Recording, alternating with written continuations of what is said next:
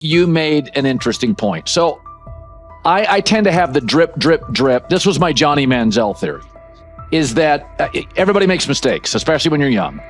But if I see 2, 3, 4, 5, then you've got a plumbing issue. It's not just you didn't close the faucet. So there's about 6 pieces of video in college where Shedeur was a little bit of a brat, whatever. Then there's the legendary cringy draft room. Didn't love that as a B prospect. Then there's back-to-back speeding tickets, both over 90, and a missed arraignment. The NFL is navigating unexpected headlines after a former Browns coach publicly defended Shedeur Sanders in response to reports of multiple speeding tickets. The coach's statement has sparked extensive online debate. Supporters welcome the show of loyalty, while critics question the motive. Sanders now finds himself at the center of an unforeseen controversy, and observers want to know why a Cleveland coach is standing so firmly in his corner. The story is developing rapidly and continues to draw intense attention. When it came out that he got a speeding ticket, I said it's not really that big a deal. I feel very differently about it now. Over 40 miles an hour over the speed limit, less than 2 weeks after you just got a ticket. I don't know if that's entitlement or immaturity. There's got to be some teams that are feeling very good right now that they didn't draft him. Observers are focusing on Shedeur Sanders' recent speeding ticket, treating the violation as a measure of his character and sidelining his athletic, academic, and philanthropic accomplishments. The incident, driving 15 miles per hour over the limit in a borrowed Lamborghini, has drawn sharp criticism. In response, a former Cleveland Browns coach has taken the opportunity to comment, even though the franchise is widely viewed as unstable due to its frequent coaching changes and limited on-field success. By defending Sanders, he presents himself as an authority on discipline and leadership. The statement, coming from an organization seldom praised for stability, has nonetheless attracted considerable attention across the league. You want to defend him a little bit. I thought this was an interesting take. Yeah, I thought it was really interesting that you said you were out because of the speeding tickets. To me, that's such a minor thing. You were so high on him in terms of his completion percentage in OTAs, and I thought that was a little aggressive on your part. But with the speeding tickets, I got a speeding ticket the first night of the draft, my first year there. I thought maybe I'd get the benefit of the doubt, but they gave it to me anyways. As soon as the former Browns coach defended Shedeur Sanders, social media erupted with commentary, resembling the volume of draft night coverage. Posts and opinions appeared within minutes, and criticism escalated rapidly. Detractors amplified Sanders' minor speeding violation, while supporters argued that such reactions were disproportionate to a single traffic citation. Shedeur Sanders received 2 speeding citations, and the minor traffic issue quickly drew national attention. Before considering the former Browns coach's response, it is useful to clarify the facts. Sanders, son of Pro Football Hall of Famer Deion Sanders and a current college quarterback, was twice ticketed for exceeding the limit while driving a high-performance vehicle. Commentary on social media escalated rapidly, with critics framing the incident as a significant character concern, even as the league has historically tolerated far more serious legal transgressions. Stepping into the debate, a former Cleveland Browns coach, best known for a tenure filled with losses and contested decisions, issued a strong public defense. He argued that 2 speeding tickets should not define Sanders' reputation or overshadow his on-field talent and community work, urging a balanced assessment of the player's actions. I don't love it from a 5th-round draft pick. I don't love that it happened multiple times, but I do think that this is the first time he's been away from his dad, and there's gonna be some growing pains now. Would I sell my stock on it like you are? Not because of a couple speeding tickets, especially in light of the problems that Brown's quarterback room has had to deal with legally in the last few years. I mean, this is nothing. The debate quickly shifted from 2 speeding citations to broader claims about integrity, growth, and leadership. The former Browns coach framed the infractions as moments for personal development and urged observers to view them in context. Critics responded forcefully. Some called for disciplinary action, others questioned Deion Sanders' parenting, and a few sought to discredit the coach himself, despite his professional record already being widely analyzed across the league. The reaction underscores an apparent inconsistency in public standards. Fans often overlook on-field confrontations, heated sideline arguments, and other significant controversies, yet they treated Sanders' routine traffic offenses, speeding without evidence of reckless endangerment, as indicators of serious character flaws. If such minor violations were adopted as the primary measure of morality in professional football, many players would face similar criticism. Sports media amplified the story almost immediately. Television panels dissected Shedeur Sanders' decision-making, treating 2 speeding tickets as indicators of deeper character concerns. Networks aired detailed segments under banners such as red flags and road rage, repeatedly questioning whether the citations might affect his draft evaluation. Although Sanders is already regarded as a first-round prospect, analysts emphasize that NFL teams value discipline and legal awareness when forming final assessments. Many commentators overlook the fact that other high-profile players have faced more serious offenses without similar scrutiny. Throughout the coverage, the former Browns coach defended Sanders, portraying him as a talented quarterback subjected to disproportionate criticism in a culture that expects near-perfect conduct. His argument was thorough and methodical, asserting that the traffic violation should not overshadow Sanders' skills, work ethic, or future potential. Commentators point out that the coach's intervention was not entirely selfless. He recognized the publicity potential. One day he was an overlooked figure from a struggling Browns era, the next he was a trending name across sports media. The discussion quickly expanded beyond Sanders' speeding citations to questions of image management and narrative control. Critics demanded disciplinary measures, public apologies, team sanctions, and formal statements, yet their objections seemed directed less at the traffic infractions themselves and more at Sanders' high profile, confidence, and resistance to traditional expectations. In practical terms, Sanders' brand remains intact. The coach secures renewed relevance, and the episode supplies another headline in the ongoing story of modern football. The next time Sanders is seen in a high-performance car, the debate will likely reignite, focused not on speed limits, but on the broader culture of the league. Meanwhile, new voices continue to join the conversation. Broadcaster Colin Cowherd has already weighed in, offering his own reassessment of the incident and its broader implications. Breaking news, Shedeur Sanders last night was pulled over going 100 miles per hour. All right, he clocked 101, 41 miles an hour over the speed limit in Cleveland. He will have the opportunity to fight the ticket in court. Now, I'm not exactly sure where he was pulled over, whether or not that it was in Ohio or whether or not that it was in his home state. But typically when you're going 40 over, that's flirting with the line of reckless driving.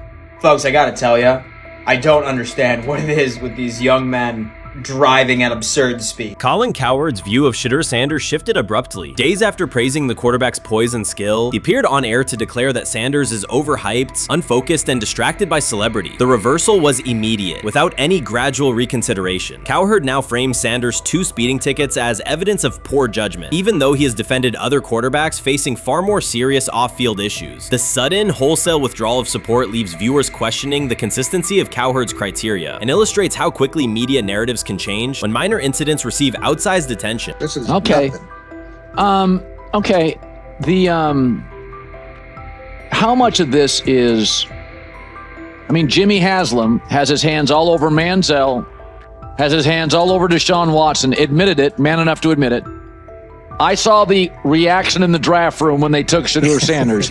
Pretty obvious it wasn't the coach and the GM's pick. How much is this team has 8 last place finishes in 13 years owning it.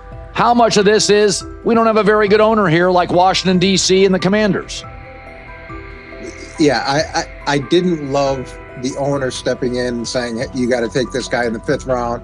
And I doubt they'll ever admit to it. While Colin Cowherd urged teams to move on from Shedeur Sanders, former Browns coach Eric Mangini offered a more measured response. Mangini, whose tenure in Cleveland was marked by mixed results, used his platform to provide context rather than condemnation. Instead of sensationalizing the speeding violations, he encouraged viewers to consider Sanders' circumstances. A 21-year-old quarterback whose life is scrutinized both on and off the field. Mangini acknowledged that the tickets were mistakes, but emphasized that they do not by themselves define Sanders' character or future. He noted the extraordinary attention athletes receive today, combining the responsibilities of quarterback, public figure, and social media presence. Under such pressure, missteps are magnified, and criticism multiplies quickly. Mangini concluded that any evaluation of Sanders should weigh the totality of his behavior, performance, and growth, rather than isolate 2 traffic citations as decisive evidence of poor judgment.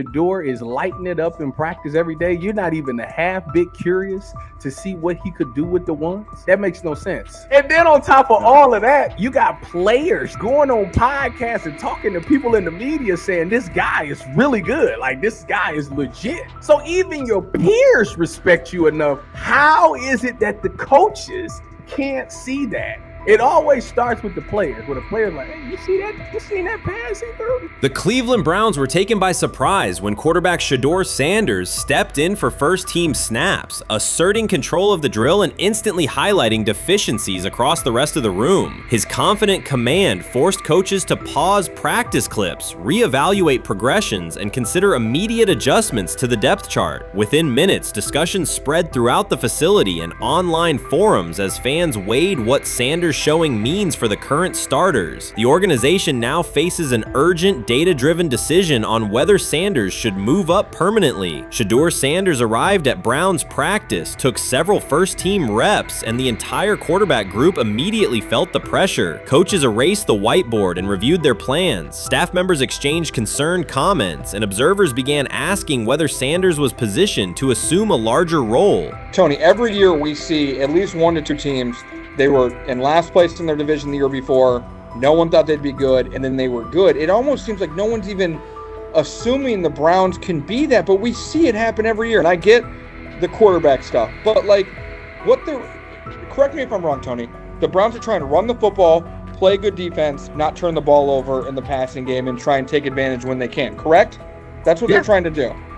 That was the 2020 offense. The Cleveland Browns are still searching for stability at quarterback. Deshaun Watson is yet to deliver consistent starter-level production that justifies his contract, and each game renews doubts about whether he can regain peak form. Behind him, rookie Dorian Thompson-Robinson shows promise but remains inexperienced and unpolished. Coaches are evaluating alternatives each week and may need to adjust the depth chart if progress stalls. The roster around them is built to contend now, so ongoing uncertainty under center is increasingly costly. As we talk about, we do believe in best player available. We do believe in positional value, and we didn't necessarily expect him to be available in the in the 5th round, and so we love adding competition to every position room and adding him to compete with the guys that are already in there. We felt like that was the appropriate thing to do. The Browns quarterback group is unsettled. Deshaun Watson has yet to provide the reliable, high-level play his contract demands, while rookie Dorian Thompson-Robinson remains promising but unpolished. Depth behind them consists mostly of veterans whose experience lies more in holding clipboards than leading offenses. The coaching staff needs an immediate answer, not a 3-year development project. Shedeur Sanders enters as that potential solution. At Colorado, he passed for more than 3,200 yards despite working behind one of college football's poorest offensive lines, consistently demonstrating poise, quick processing, and accurate ball placement under heavy pressure. Film shows steady reads and disciplined footwork, traits that offset concerns that his profile is built on family name or media attention. Cleveland viewed the signing as a low-risk, high-reward move. Early in camp, Sanders received a handful of first-team snaps intended merely as an evaluation. Those plays quickly changed practice tempo. The ball came out on time, receivers hit their landmarks, and the defense struggled to adjust. Coaches immediately expanded the review using phrases such as evaluate every option, an indication that the depth chart was no longer fixed. Watson sensed the scrutiny. Thompson-Robinson increased his urgency. Within minutes, competition in the quarterback room intensified. Sanders repeated that performance in subsequent sessions. His footwork remained clean, progression sharp, and throws firm and precise. Each strong rep forced staff to reassess the plan to keep him buried on the developmental track. The broader context magnifies the pressure. Cleveland's roster is built to contend now. Fans are weary of quarterback turnover, and the front office cannot afford another costly misstep under center. Around the league, rookie passers rarely wait multiple seasons anymore. Joe Burrow, Justin Herbert, CJ Stroud, and even late pick Brock Purdy established that precedent. If Watson opens the regular season and struggles, public calls for Sanders will grow, especially if the rookie flashes in preseason. Alternatively, another team could attempt to acquire him if Cleveland hesitates to elevate his role. Each scenario underscores the same reality. Sanders' emergence has turned a routine camp evaluation into a critical decision point for the franchise.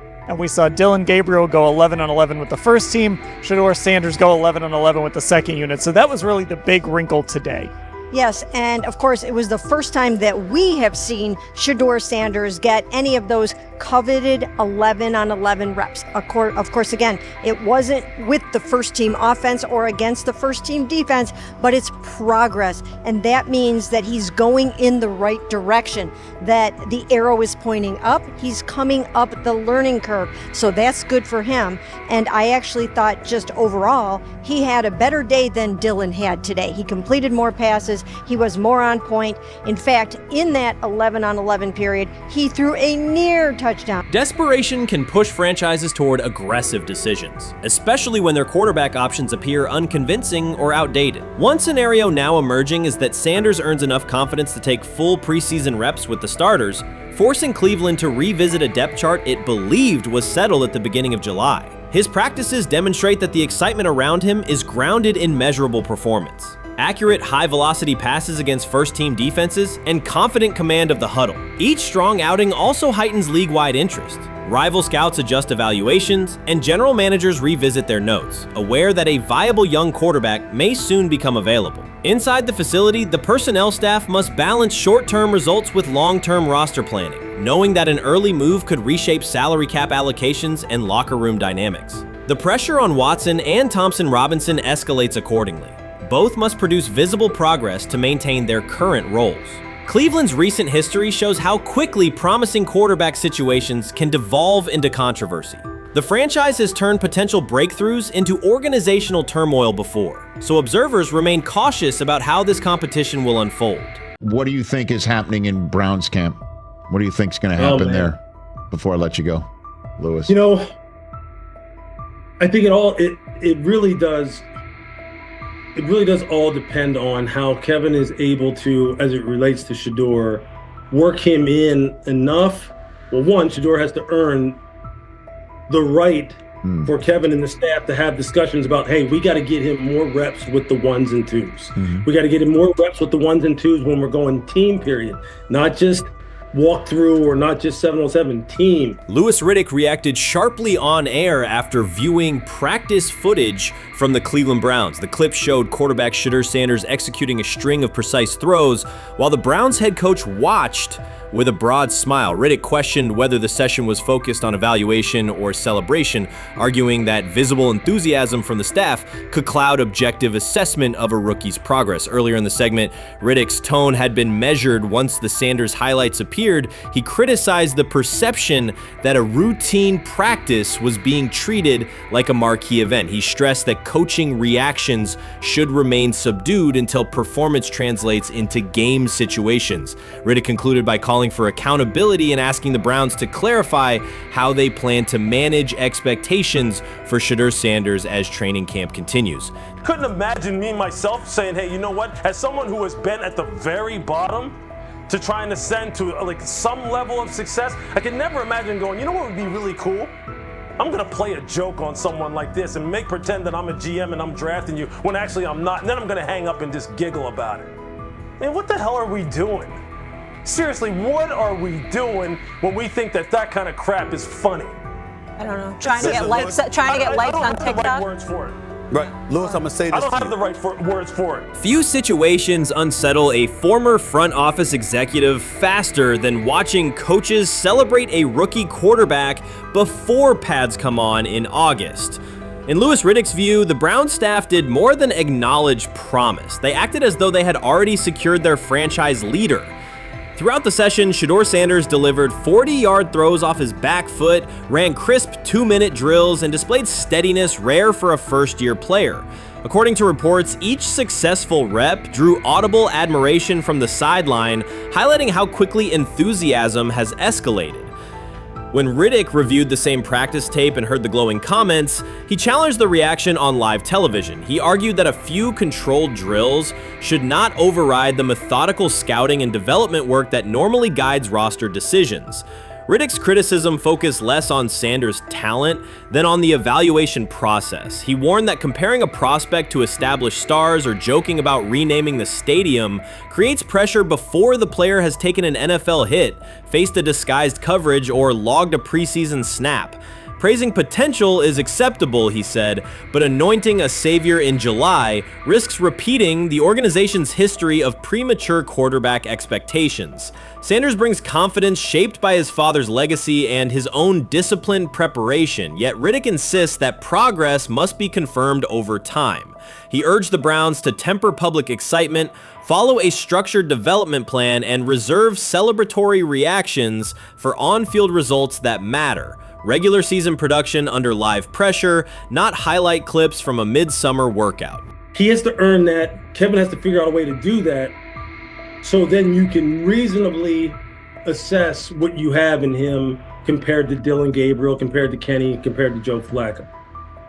If you don't, then the conversation surrounding him is going to continue to be what it's been, which is, but for some people, he was overhyped all along. He's not that great of an athlete, doesn't have a big enough arm. There's a reason why he was a 5th round pick, blah, blah, blah, which I don't believe.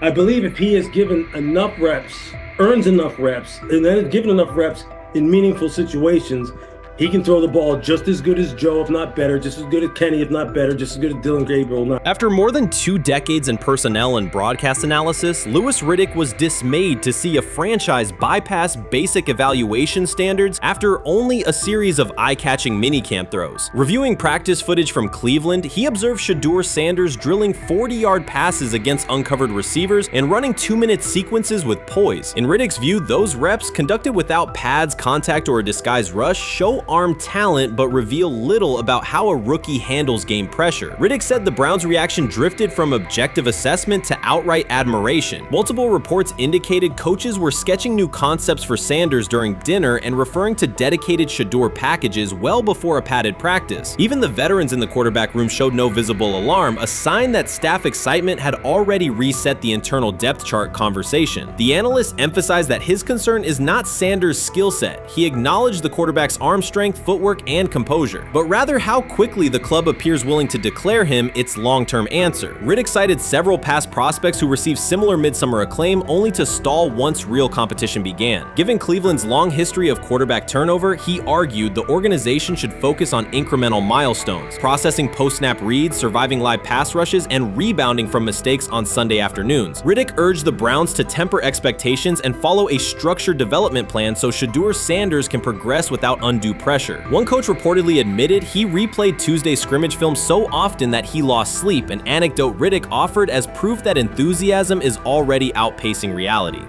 All asking now is what is going on with Shedeur Sanders, and so the floor is yours.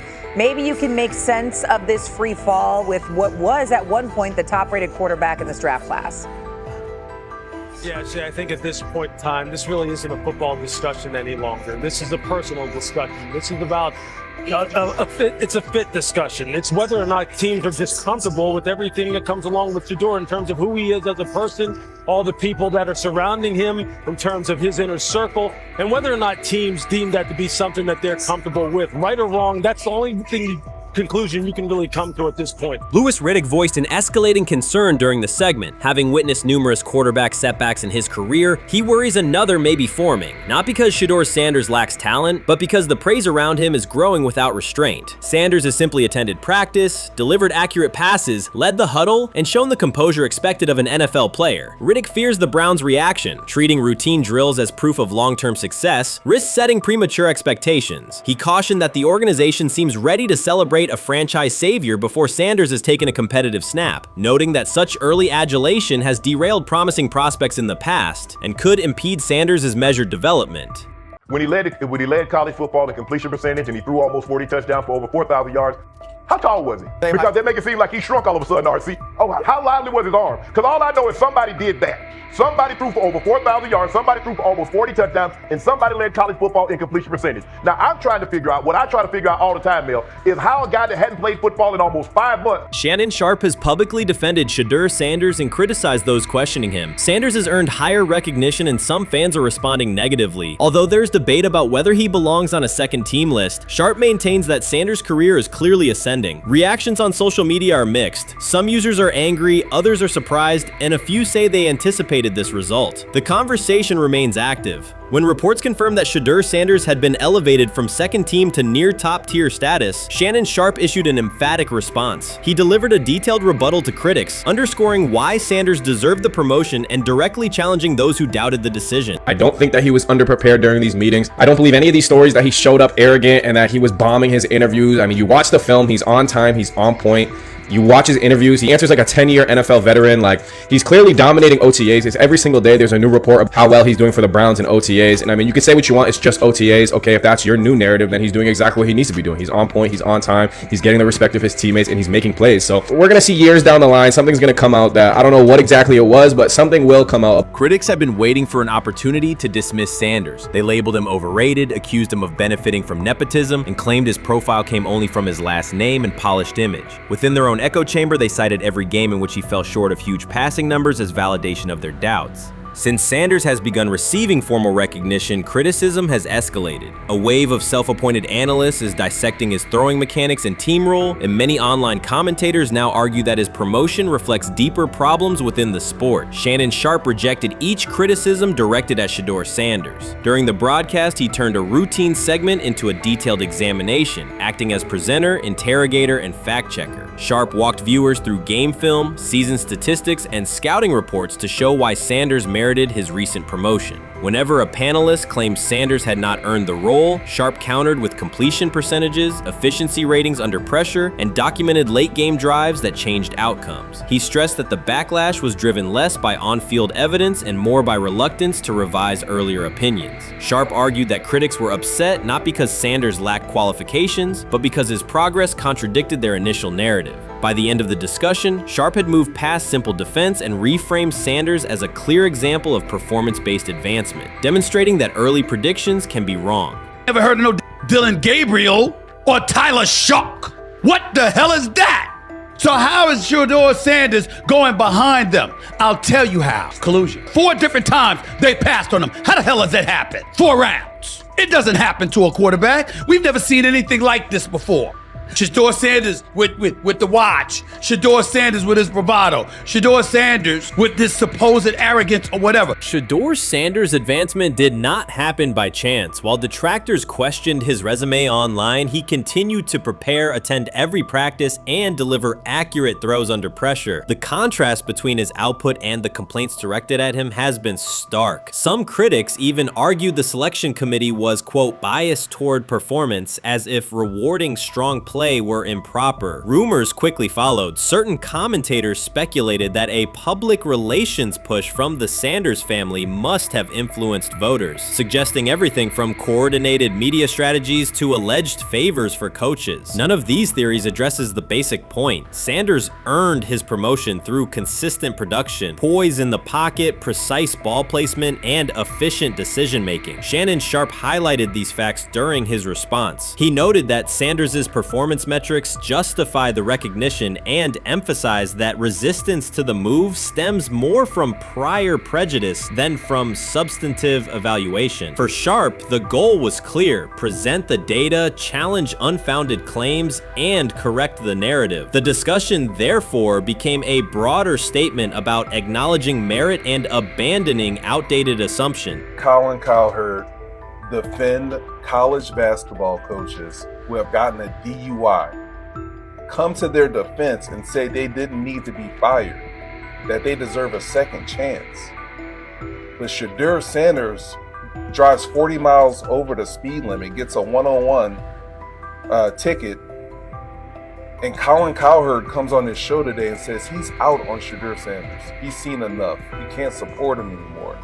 He can't be in the Shedeur Sanders camp because of the speeding ticket. Shannon Sharpe addressed commentators who portray constant doubt as expertise. Those who discount strong performances with "we'll see," but declare bust after a single mistake. He noted their belief that progress only counts if an athlete visibly struggles. Sharpe's response was methodical rather than emotional. He presented evidence, cited statistics, and calmly refuted each claim. Following his remarks, several critics began revising or deleting earlier posts, recasting themselves as longtime supporters of Shedeur Sanders despite having questioned blamed him for months. Sharpe insists on accountability, naming specific individuals and dates while requesting public acknowledgement of prior errors. He argues that analysts cannot spend months undermining a player's potential and then quietly adopt a supportive stance once the athlete succeeds. These are serious, big-time, top-of-the-line playmakers that they have. If you can go 45 to 42 in the fourth quarter because your quarterback set the school record with 510 yards passing.